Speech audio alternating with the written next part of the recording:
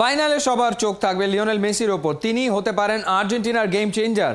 বর্তমান চ্যাম্পিয়নরা কাপ্তানের কাঁধে চেপেই শিরোপা ধরে রাখতে চায়। বরাবরের মতোই লিওনেল স্কালোনি রণকৌশল সাজাবেন মেসিকে কেন্দ্র করে। রহমান পেয়ারের রিপোর্ট। 1983 সাল থেকে কোপা আমেরিকা একটা নির্দিষ্ট ক্রম অনুসরণ করছে।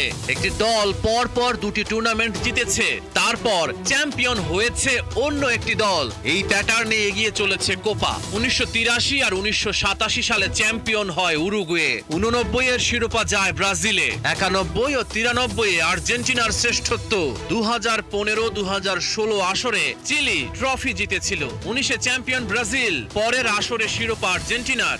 প্যাটার্ন অক্ষুণ্ণ থাকবে তো এবার?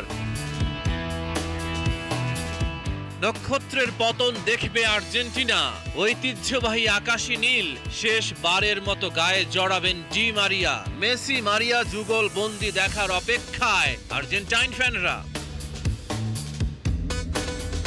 মুখে স্বীকার করুক আর নাই করুক, কলম্বিয়ার দুশ্চিন্তার নাম মেসি। মাঠে তার হেঁটে বেড়ানো প্রতিপক্ষের জন্য অস্বস্তি। মেসি নিজেই বলেছেন তার হাঁটার মাঝেও রয়েছে শিল্প।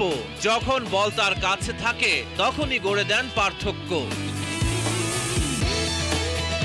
2022 বিশ্বকাপ একটা নিখুঁত উদাহরণ। মেসি টুর্নামেন্টের সেরা খেলোয়াড় ছিলেন, তবে সুযোগ তৈরি, শট এবং কি পাস সবই আগের বছরের তুলনায় কম ছিল। কিন্তু এখানেও আছে মেসির মাহাত্ম্য।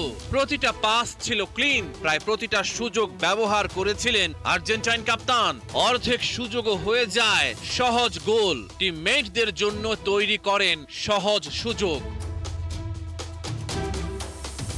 লিওনেল স্কালোনি এখানেই অনন্য।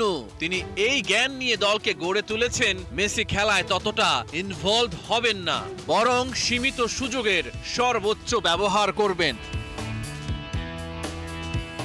কিন্তু চলতি টুর্নামেন্টে এখন পর্যন্ত মেসির এই জাদুটা অনুপস্থিত। টুর্নামেন্টে মাত্র একটাই গোল করেছেন। কাতার বিশ্বকাপের মতো আইকনিক কিছু উপহার দিতে পারেননি। কোপা আমেরিকার ফাইনালে গেম চেঞ্জার হতে পারবেন কি মেসি? রহমান পেয়ার, 71।